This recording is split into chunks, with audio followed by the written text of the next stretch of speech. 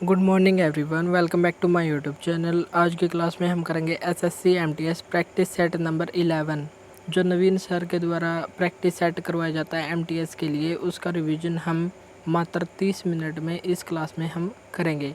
अगर आप हमारे चैनल पर नए हैं तो चैनल को सब्सक्राइब ज़रूर करें और इस क्लास के पीडीएफ के लिए हमारे व्हाट्सएप नंबर पर कॉन्टैक्ट करें। चलिए तो सबसे पहले हम रिवीजन करते हैं 10 इंपॉर्टेंट क्वेश्चंस का जो प्रीवियस सेट से लिए गए हैं। वाचो और चालो डांस का संबंध किससे है? तो इसका संबंध है अरुणाचल प्रदेश से। बनारस घराना के संस्थापक कौन थे? तो ये थे जानकी प्रसाद। गोंचा उत्सव कहाँ पर मनाया जाता है? छत्तीसगढ़ में। शूटिंग गाय का संबंध किससे है? तो इसका संबंध है बास्केटबॉल से। और बास्केटबॉल में बास्केट की ऊंचाई कितनी होती है? 3.0 मीटर या 10 फीट होती है। बीच वॉलीबॉल कोर्ट का क्षेत्रफल कितना होता है? तो 16 मीटर इसकी लंबाई और 8 मीटर चौड़ाई होती है। और यदि पूछे वॉलीबॉल, बीच वॉलीबॉल का तो 16 × 8 और वॉलीबॉल का 18 × 9 मीटर होता है। हडिम्बा देवी मंदिर कहाँ पर स्थित है? हिमाचल प्रदेश में। अनगार्डेड नामक पुस्तक किसने लिखी है? मिताली राज के द्वारा लिखी गई है। और विधान परिषद के सदस्यों का कार्यकाल कितना होता है? तो विधान परिषद एक स्थायी सदन है, लेकिन इसके सदस्यों का कार्यकाल 6 वर्ष होता है। और यदि पूछे विधान सभा या लोकसभा, तो इनके सदस्यों का कार्यकाल होता है 5 वर्ष। मेंडलीफ ने आवर्त सारणी कब दी थी? मेंडलीफ ने आवर्त सारणी दी थी 1869 में। और 1869 में ही एक महत्वपूर्ण घटना हुई थी। इसी समय स्वेज नहर को खोला गया था, तो ये भी हमको ध्यान रखना है। और मेंडलीफ ने आवर्त सारणी द्रव्यमान के आधार पर दी थी। और मोजले ने आवर्त सारणी कब पेश की थी? 1913 में। और यह आवर्त सारणी परमाणु क्रमांक के आधार पर थी। अब हम देखेंगे प्रैक्टिस सेट नंबर 11 का रिवीजन। कोलकली फोक डांस किस राज्य का है? जिसमें भी पीछे कली हो तो उसका आंसर हो जाएगा केरल राज्य। राउत नाच और पिंडवानी क्लास जो नृत्य है उसका संबंध है छत्तीसगढ़ राज्य से। होजागिरी त्यौहार कहाँ से संबंधित है? तो होजागिरी त्यौहार का संबंध है त्रिपुरा राज्य से। और त्रिपुरा में यह रियांग ट्राइब के द्वारा किया जाता है और इसको बैलेंस डांस या संतुलित नृत्य के नाम से जाना जाता है। और सिर पर बोतल और हाथों में मिट्टी इसमें रखी जाती है। तो आपको कमेंट बॉक्स में बताना है कि कोजागिरी फेस्टिवल का आयोजन किस राज्य में किया जाता है। अब हम देखेंगे त्रिपुरा के कुछ अन्य नृत्य। त्रिपुरा में लेबांग बुमानी, मोशक सुलमानी और ममिता मोशक, संगराई, वेलकम डांस और माय माता डांस किया जाता है। गरिया पूजा और केर पूजा का संबंध भी त्रिपुरा राज्य से ही है। नवाजुद्दीन सिद्दीकी ने कौन सी पुस्तक लिखी है?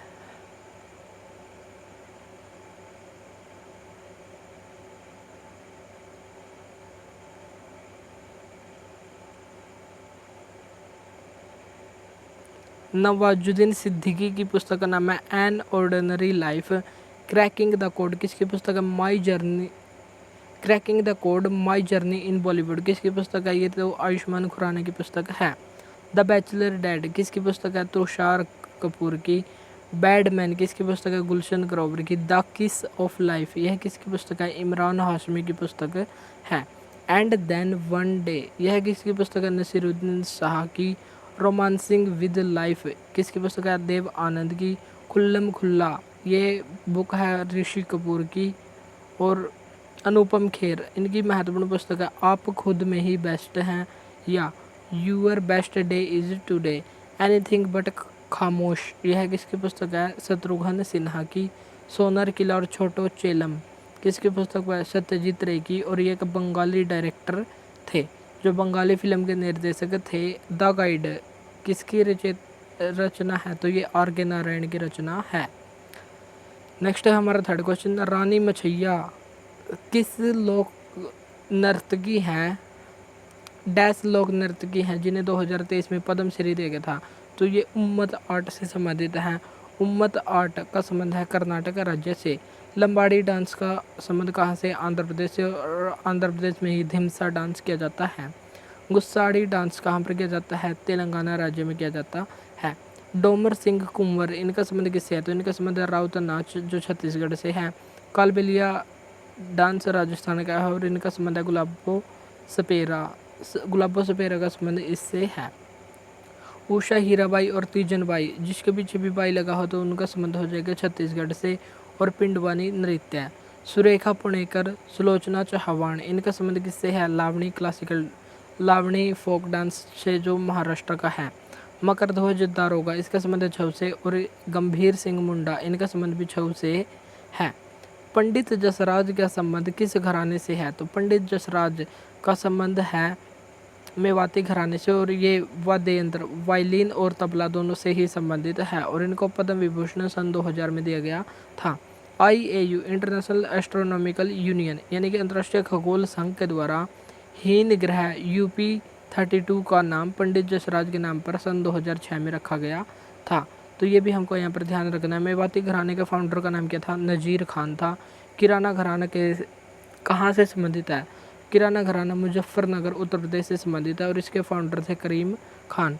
और अन्य व्यक्ति कौन कौन से संबंधित है किराना घराने से? वाहिद खान, गंगूबाई हंगल, पंडित भीमसेन जोशी। पंडित भीमसेन जोशी को 2008 में भारत रत्न दिया गया था। लता मंगेशकर का संबंध किस घराने से है? तो इसका संबंध है भिंडी बाजार घराने से। और लता मंगेशकर को सन 2001 में भारत रत्न दिया गया था। और 2001 में ही शहनाई वादक बिस्मिल्लाह खान को दिया गया था। और 1999 में पंडित रविशंकर को। और 1998 में पहली संगीतकार MS सुब्बुलक्ष्मी को यह अवार्ड भारत रत्न दिया गया था। भिटारी मंदिर का संबंध किस राज्य से है? भिटारी मंदिर का संबंध है उत्तर प्रदेश राज्य से। और उत्तर प्रदेश राज्य में ही अभी हाल ही में सबसे बड़ा ध्यान केंद्र वाराणसी में सर्ववेद मंदिर स्थापित किया गया है। बाबा विश्वनाथ जो उत्तर प्रदेश का एकमात्र ज्योतिर्लिंग है। प्रेम मंदिर मथुरा में स्थित है। राम जन्मभूमि मंदिर, भारत माता मंदिर, ये भी उत्तर प्रदेश में। भित्री गांव का मंदिर, भित्री गांव का मंदिर कानपुर में स्थित है। और यह ईंटों से बना हुआ मंदिर है जो गुप्त काल का मंदिर है। 10 अवतार मंदिर, ये भी उत्तर प्रदेश में। झारखंड में कौन सा मंदिर है? वैद्यनाथ टेम्पल है। बिहार में है सुमेरा सूर्य मंदिर। और ओडिशा में है कोणार्क का सूर्य मंदिर। कोणार्क का सूर्य मंदिर जिसे ब्लैक पैगोडा कहा जाता है। और ये 10 रुपये के नोट पर अंकित किया गया है। वाइट पैगोडा किसको कहा जाता है? जो पूरी ओडिशा के टेम्पल हैं उनको कहा जाता है वाइट पैगोडा। और गोल्डन पैगोडा कंट्री किस देश को कहा जाता है? गोल्डन पैगोडा कंट्री म्यांमार देश को कहा जाता है। नववर्ष अलग अलग क्षेत्रों में अलग अलग नाम से मनाए जाते हैं। तो जम्मू कश्मीर में नववर्ष को क्या मनाया जाता है? नवरेह नाम से मनाया जाता है जो कश्मीरी हिंदुओं का नववर्ष होता है। उगादी फेस्टिवल जो साउथ में होता है, जो तेलुगु नववर्ष होता है उसे कहते हैं उगादी। और मलयाली नववर्ष कहलाता है विशु। पन्ना संक्रांति कौन सा है? तो ये उड़िया नववर्ष है। गोवा में नववर्ष होता है संवत्सर पांडवो। बिहार में नववर्ष होता है जुड़ शीतल। तमिलनाडु में नववर्ष होता है पुंथड़ू या पुंथाड़ू। सिक्किम का नववर्ष होता है लोशांग। मणिपुर का होता है चेरा ओगा। वेस्ट बंगाल का होता है पोइला बैशाख, नवो वर्षो इसको कहा जाता है। और महाराष्ट्र में होता है गुड़ी पड़वा। बुद्ध पूर्णिमा हिंदू महीने के किस माह की पूर्णिमा को मनाई जाती है? तो ये बैसाख महीने में मनाई जाती है। वसंत पंचमी माघ महीने में मनाई जाती है, माघ की पंचमी को। महाशिवरात्रि मनाई जाती है फाल्गुन माह में। गुड़ी पड़वा ये मनाई जाती है चैत्र माह में। गुरु पूर्णिमा ये आषाढ़ माह में। और अक्षय तृतीया वैशाख में मनाई जाती है। 2011 की जनगणना के अनुसार किस स्टेट या यूटी में लिंगानुपात सबसे कम था? यदि दोनों में से पूछे तो सबसे कम लिंगानुपात था दमन दीव में 618। और यदि राज्यों में सबसे कम पूछे तो उसका आंसर आ जाएगा हरियाणा। हरियाणा में 879 लिंगानुपात था। सर्वाधिक सेक्स रेशो या लिंगानुपात कहाँ पर था? तो केरल में था 1084। और लिंगानुपात का मतलब क्या होता है? 1000 पुरुषों में महिलाओं की संख्या बताना। यदि 1000 पुरुष हैं और उनमें से कितनी महिलाएं हैं तो यह संख्या का पता लगाने के लिए लिंगानुपात का इस्तेमाल किया जाता है। और सर्वाधिक लिंगानुपात किस यूटी में है? तो सबसे ज़्यादा है 1037 पुडुचेरी में। और सबसे कम है दमन दीव में 618 है। सबसे ज़्यादा सेक्स रेशो वाला जिला कौन सा है? माहे जिला, जहाँ पर 1176 इसका लिंगानुपात है, जो भारत का सबसे ज़्यादा लिंगानुपात वाला जिला है। 0 से 6 वर्ष यानी कि चाइल्ड सेक्स रेशो सबसे ज़्यादा कहाँ पर है? अरुणाचल प्रदेश में है 972। और सबसे कम चाइल्ड सेक्स रेशो किसका है? हरियाणा का 834। और हरियाणा का ओवरऑल में भी राज्यों में सबसे कम लिंगानुपात है।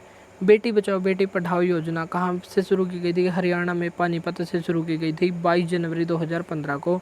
अब इसका नाम करके बदलाव योजना कर दिया गया है और इसकी टैगलाइन है बेटी आपकी धन लक्ष्मी विजय लक्ष्मी। मलिक इख्तियार उद दीन अल्तुनिया ने रजिया सुल्तान को किस किले में कैद किया था? जो अल्तुनिया ने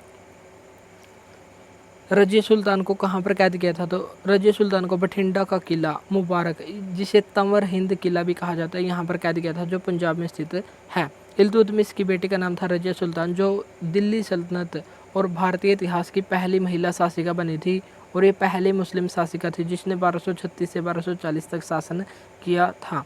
और मलिक याकूत या हबसी जो एक काला गुलाम था, घोड़ों की रखवाली करता था, ऐसा माना जाता है कि ये उससे प्रेम करती थी, लेकिन अल्तुनिया ने इसको किले में गिरफ्तार कर लिया था और अल्तुनिया से इसने शादी भी कर ली थी। और 1240 में अक्टूबर 1240 में जब ये पंजाब से दिल्ली आ रहे थे तो हरियाणा में कैथल नामक स्थान पर इसकी मृत्यु हो गई थी।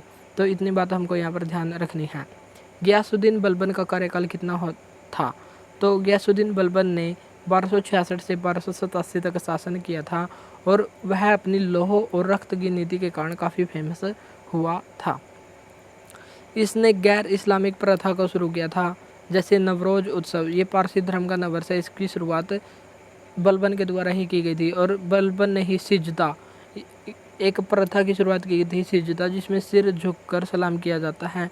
पाबोस, इसमें पेट के बल लेटकर पाँव को चूमा जाता है। तो ऐसी प्रथाओं की शुरुआत गयासुद्दीन बलबन के द्वारा की गई थी। और इसने 2 उपाधियां महत्वपूर्ण रूप से ली थी, जिल्ली खान जो ईश्वर की छाया मानी जाती थी और उलुग खान, तो ये 2 उपाधियां इसके द्वारा ली गई थी। और अफगान वंश, दिल्ली सल्तनत पर शासन करने वाला पहला अफगान वंश कौन सा था? लोधी वंश था।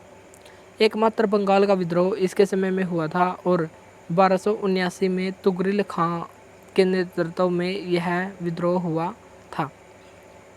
अलाउद्दीन खिलजी ने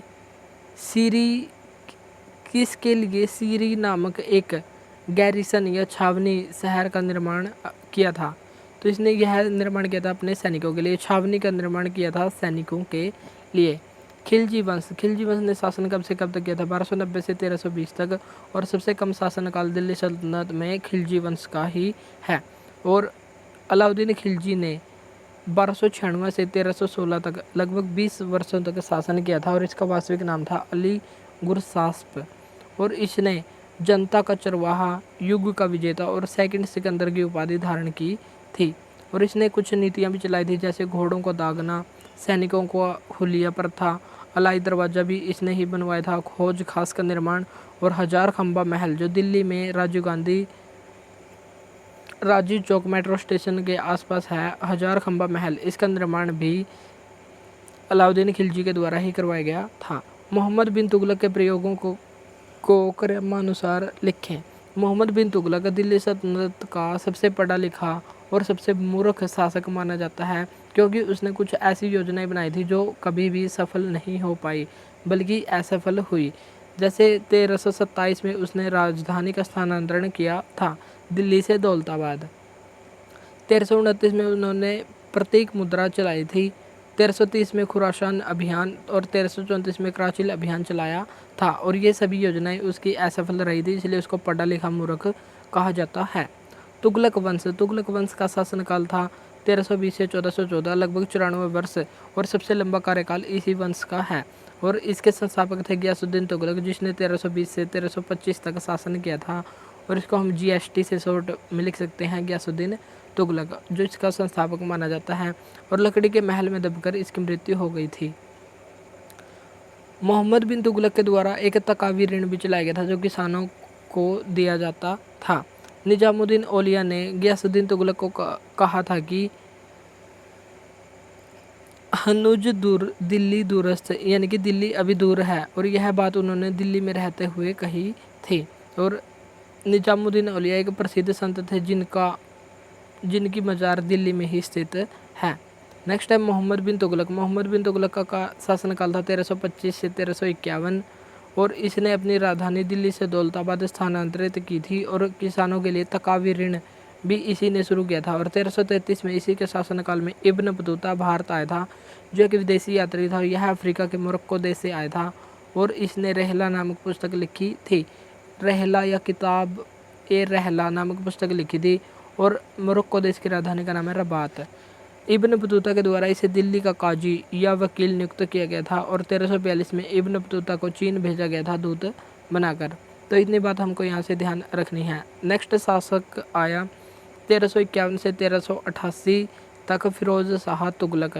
फिरोज शाह तुगलक ने अपनी आत्मकथा फारसी भाषा में फुतूहात ए फिरोज शाही लिखी थी और इसने तकावी ऋण किसानों के लिए माफ़ किया था। और दीवान ए अमीर कोही नामक एक नया विभाग भी इसी के द्वारा बनाया गया था। नेक्स्ट क्वेश्चन है हमारा 13वां क्वेश्चन, सिकंदर लोदी का मूल नाम क्या था? तो इसका मूल नाम था निजाम खान। लोदी वंश ने 1451 से 1526 तक शासन किया और ये 5वां दिल्ली पर शासन करने वाला ये 5वां और अंतिम वंश था और यह पहला अफगानी वंश था।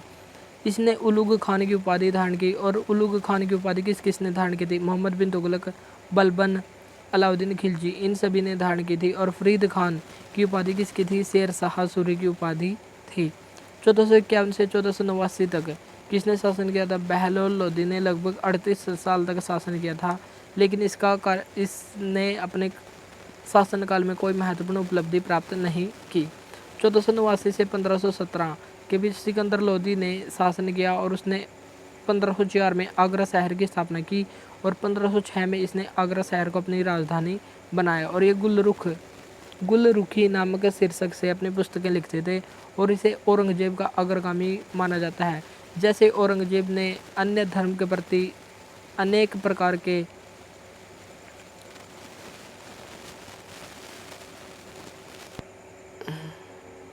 प्रतिबंध जनता पर लगाए थे, उसी प्रकार सिकंदर लोदी ने भी अपनी जनता पर अनेक प्रतिबंध लगाए।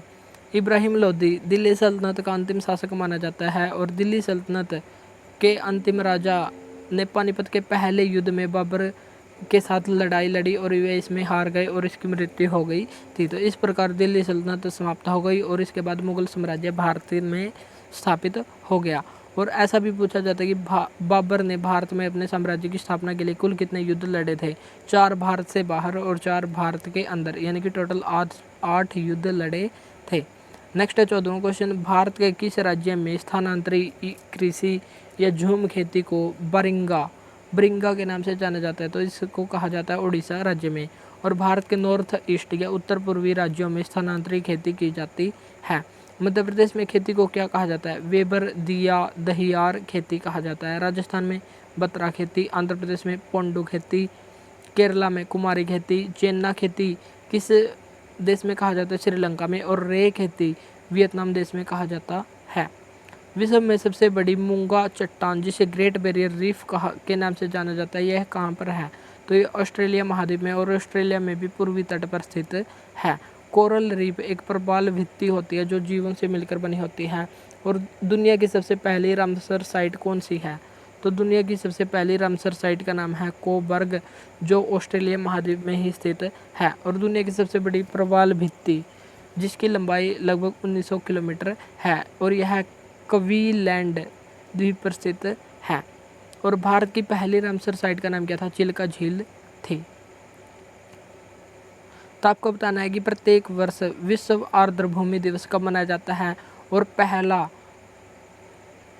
आर्द्रभूमि संरक्षण से संबंधित सम्मेलन कब हुआ था?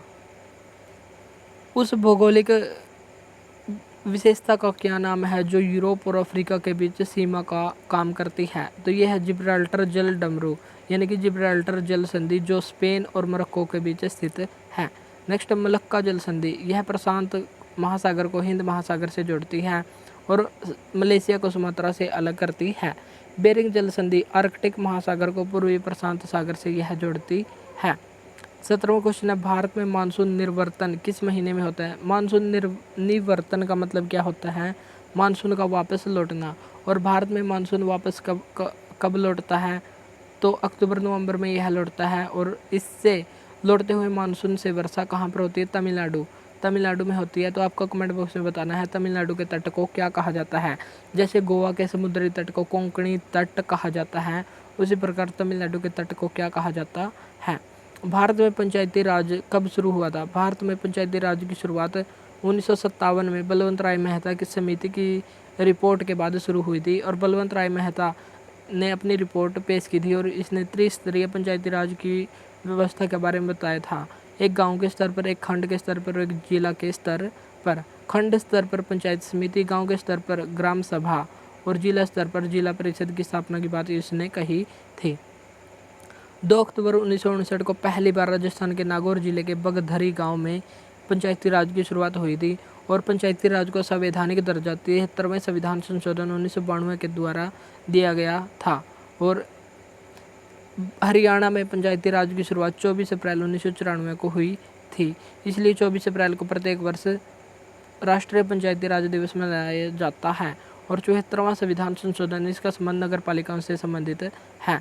भारत के किन राज्यों में पंचायती राज नहीं है? तो नागालैंड, मिजोरम, मेघालय और जितने भी हमारे यूटी हैं उन सभी में पंचायती राज व्यवस्था नहीं है। और पंचायती राज दिवस की मनाने की शुरुआत सन 2010 में और मनाया जाता है 24 अप्रैल को। राज्य पुनर्गठन आयोग का निर्माण कब हुआ था? 1953 में हुआ था। और इसे फजल अली आयोग भी कहा जाता है क्योंकि इसके अध्यक्ष थे फजल अली। और इसमें 2 अन्य सदस्य भी थे, हरदयानाथ कुंजरू और KM पणिकर। तो ये 2 सदस्य भी हमको ध्यान रखना है। और फजल अली आयोग ने अपनी रिपोर्ट 1956 में पेश की थी। और इसके तहत भारत में 14 राज्य और 6 यूटी बनाए गए थे। तो मूल राज्यों की संख्या कितनी थी?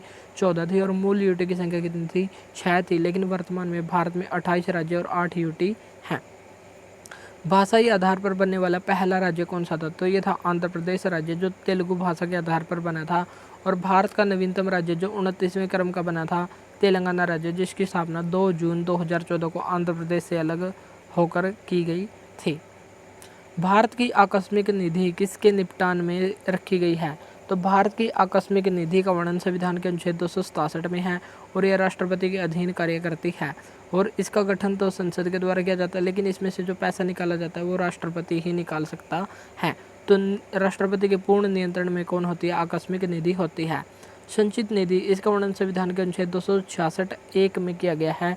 और यदि संचित निधि से संसद को कोई पैसा निकालना हो तो उसके लिए एक विनियोग विधेयक पारित किया जाता है, जिसका वर्णन अनुच्छेद 114 में किया गया है। तो ये भी हमको यहाँ पर ध्यान रखना है। अनुच्छेद 263 में किसका वर्णन किया गया? अनुच्छेद 263 में अंतर्राज्यीय परिषद का वर्णन किया गया है। और अंतर्राज्यीय परिषद का गठन पहली बार 1988 में किया गया था। और इसके पहले अध्यक्ष RS सरकारिया बनाए गए थे। और इसके अध्यक्ष वर्तमान में अध्यक्ष हैं प्रधानमंत्री। और यह राज्यों के बीच विवाद का निपटान करता है। लेकिन यदि नदी विवाद हो तो नदी का विवाद का संबंधित अनुच्छेद है अनुच्छेद 262, लेकिन इसका संबंध है अनुच्छेद 263 से। तो नदी विवाद का निपटारा अंतर्राज्यीय परिषद नहीं करेगी, बल्कि यह राज्यों के बीच विवाद का निपटान करेगी। और अंतर्राज्यीय परिषद की 1 वर्ष में 3 बैठक होना अनिवार्य है।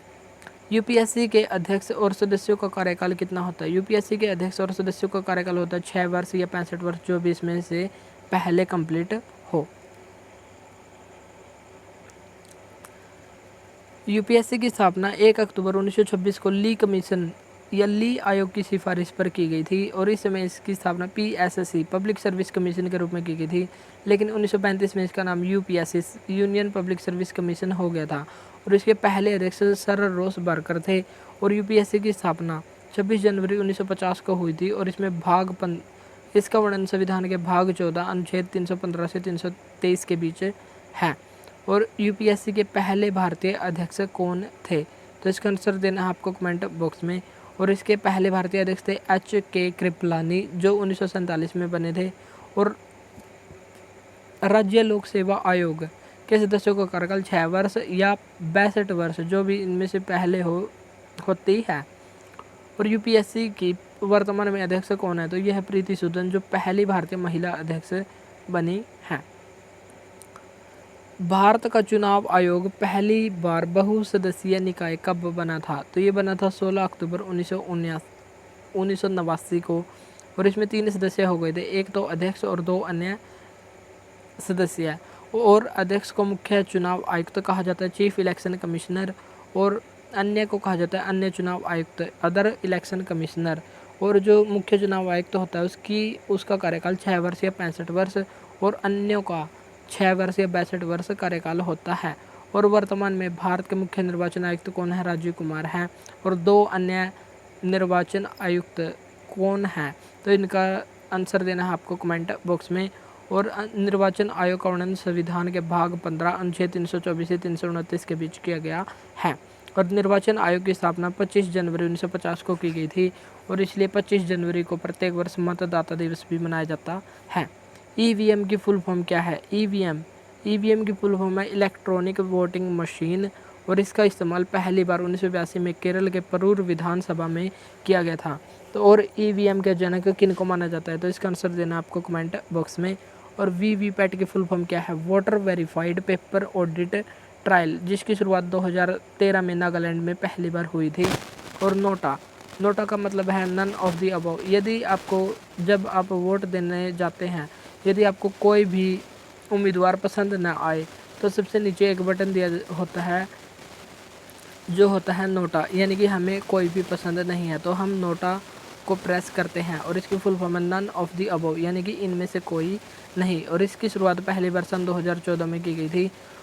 2013 में इसको शुरू किया गया था, और 2014 के लोकसभा चुनाव में इसका पहली बार इस्तेमाल किया गया था। और 2024 में सर्वाधिक नोटा को वोट इंदौर सीट से मिले हैं। लगभग 2 लाख से भी ज़्यादा वोट इसको यहाँ पर मिले हैं। और 18वीं लोकसभा की सबसे बड़ी जीत भी इंदौर में ही हुई है। शंकर लालवानी यहाँ से जीते हैं। नेक्स्ट है 23वां क्वेश्चन। बैरोमीटर एक उपकरण है जो किसका मापन करता है? तो यह वायुदाब का मापन करता है, और इसका आविष्कार टोरसेली के द्वारा किया गया था। और इसमें होती है एक रीडिंग। यदि रीडिंग अचानक से गिर जाए तो यह किसका संकेत होता है? तूफान का। और यदि यह धीरे धीरे ऊपर जाए तो मौसम साफ का संकेत होता है। और यदि धीरे धीरे नीचे जाए तो वर्षा का संकेत होता है, यानी कि इसमें वर्षा आती है। विद्युत प्रतिरोधकता का एसआई मात्रक क्या है? तो इसका एसआई मात्रक है ओम मीटर। और प्रतिरोध का मात्रक क्या है? तो इसका मात्रक है ओम। और समतल कोण का मापन किस में किया जाता है? रेडियन में किया जाता है। और ठोस कोण का मापन स्टेरेडियन में किया जाता है। नेक्स्ट है 25वां क्वेश्चन। सबसे अधिक अभिक्रियाशील हैलोजन कौन सा होता है? हैलोजन समूह कितने में मिलता है? तो इसका आंसर देना है आपको कमेंट बॉक्स में। और जो वर्ग में समूह में नीचे जाने पर अभिक्रियाशीलता कम होती है और ऊपर जाने पर अभिक्रियाशीलता बढ़ती है, तो सबसे ज़्यादा है फ्लोरीन की, उससे कम क्लोरीन, ब्रोमीन और आयोडीन। सबसे कम क्रियाशीलता किसकी है? आयोडीन की। और सबसे ज़्यादा है फ्लोरीन की, इस समूह के हिसाब से। सबसे अधिक अभिक्रियाशील धातु कौन सी होती है? तो सबसे अभिक्रियाशील धातु होती है सीजियम। और सबसे अभिक्रियाशील तत्व कौन सा होता है? फ्रेंसियम होता है। और अक्षार धातु जो सबसे सर्वाधिक क्रियाशील होती है तो ये होती है पोटेशियम। पोटेशियम से कम होती है सोडियम, और सोडियम से कम होती है लिथियम।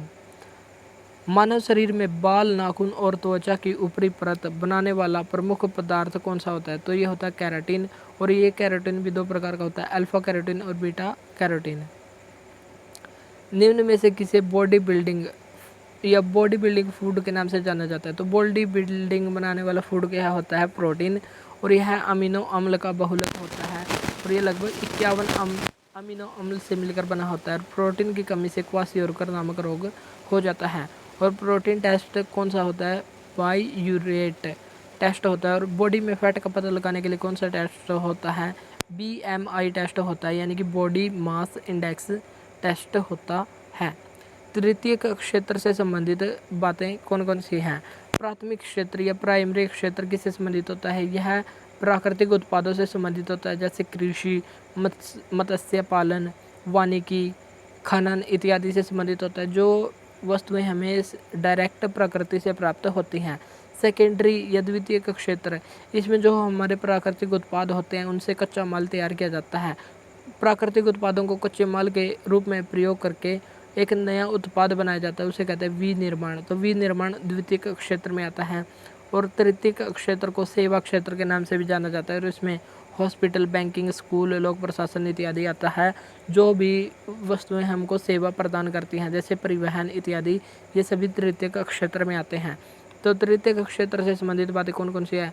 ये वे गतिविधियां हैं जो प्राथमिक और द्वितीयक क्षेत्र के विकास में सहायता करती हैं। तो तृतीयक क्षेत्र प्राथमिक और द्वितीय दोनों में सहायता करता है।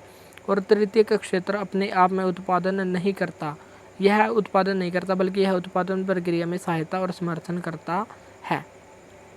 भारतीय अर्थव्यवस्था में प्राकृतिक जो हमारा प्राथमिक क्षेत्र है उसमें सबसे ज़्यादा लोग लगे हुए हैं, लेकिन सर्वाधिक योगदान तृतीयक क्षेत्र का है, जो लगभग 55% योगदान है।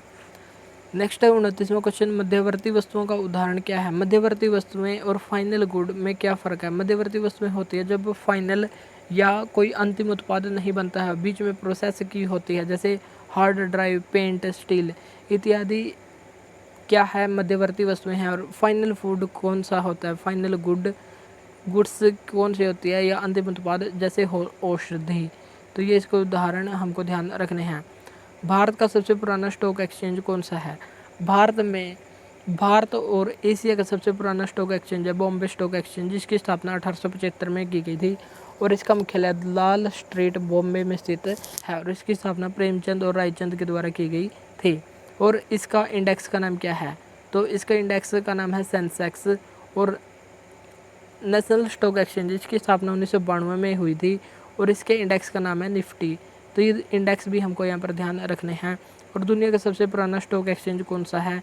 दुनिया का सबसे पुराना स्टॉक एक्सचेंज है न्यूयॉर्क स्टॉक एक्सचेंज, जिसकी स्थापना 1792 में की गई थी। और दुनिया का सबसे बड़ा स्टॉक एक्सचेंज का नाम क्या है? तो इसका दुनिया का सबसे बड़ा है नैस्डैक स्टॉक एक्सचेंज, जो अमेरिका का है। और इसकी स्थापना 1971 में हुई थी। और भारत में वर्तमान में कितने स्टॉक एक्सचेंज कार्यरत हैं? तो भारत में वर्तमान में 23 स्टॉक एक्सचेंज कार्यरत हैं, कार्य कर रहे हैं।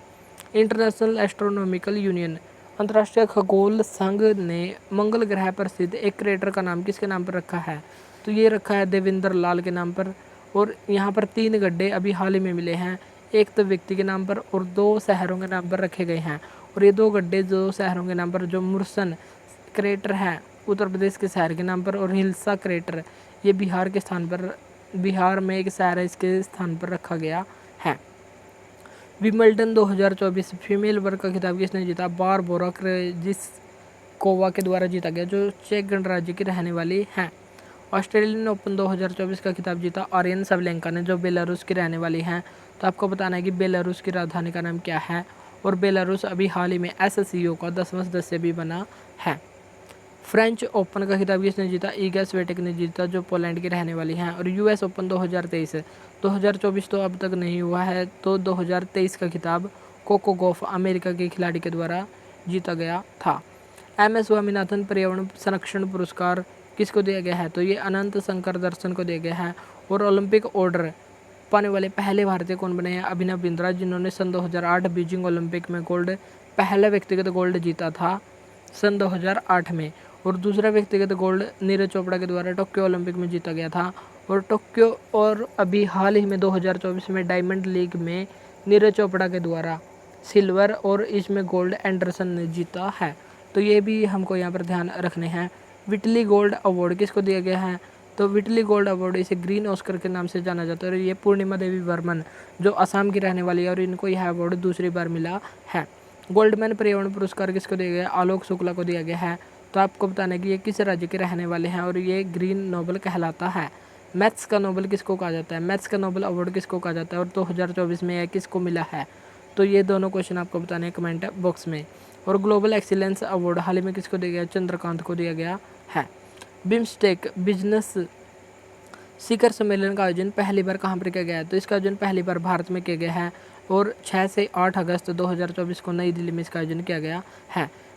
बिम्स्टेक की फुल फॉर्म क्या है? बिम्स्टेक की फुल फॉर्म है bay of Bengal initiative for multi sectoral technical and economic cooperation, इसकी फुल फॉर्म है।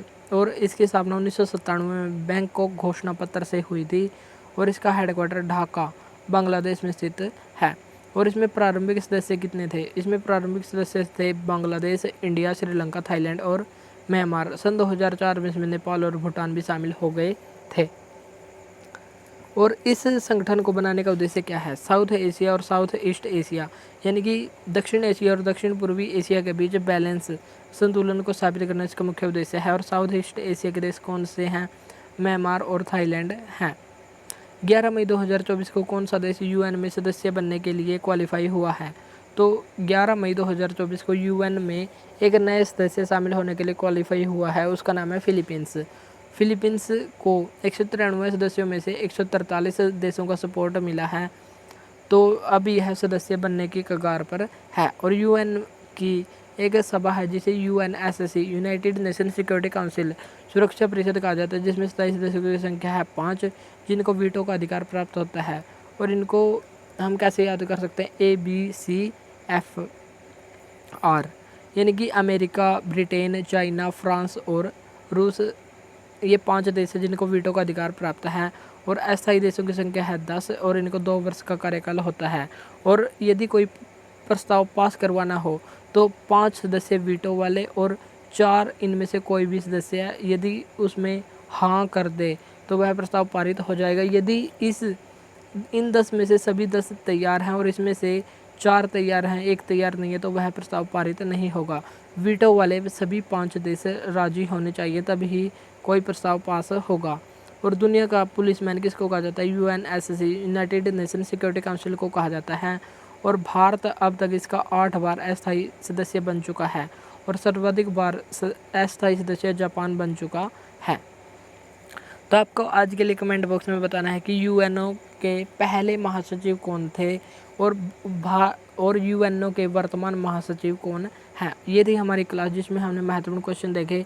अगर क्लास अच्छी लगी तो इसको लाइक और शेयर जरूर करें। आज के लिए इतना ही, मिलते हैं नेक्स्ट वीडियो में। Thank you.